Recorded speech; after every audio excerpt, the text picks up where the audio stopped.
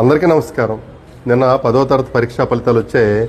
మరి నాకు ఊహ తెలిసిన తర్వాత 35-40 సంవత్సరాల్లో మొట్టమొదటిసారి ప్రభుత్వ పాఠశాలల పిల్లల ముఖాలు ఈనాడు పేపర్లోను, ఆంధ్రజ్యోతి ఈ పేపర్స్లో చూస్తున్నానండి. చాలా సంతోషంగా ఉంది.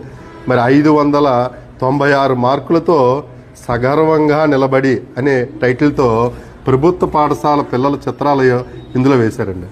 ఎప్పుడూ కూడా కార్పొరేట్ పాఠశాలల తాలూకా ఈ పిల్లల ముఖాలు తప్ప పేద పిల్లలు ప్రభుత్వ పాఠశాలలో చదివే పిల్లల ముఖాలు ఏ రోజు కూడా కనిపించలేదు. అలాంటిది ఈనాడు పేపర్లో అవ్వచ్చు, ఆంధ్రజ్యోతి ఈ పేపర్లో వీళ్ళ ముఖాలు చూస్తే తల్లిదండ్రులకి ఎంత సంతోషం అండి.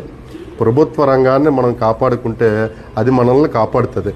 మరి ఈ విధంగా వేయడం పట్ల మీ అభిప్రాయం ఏంటో కామెంట్ రూపంలో తెలియజేయండి.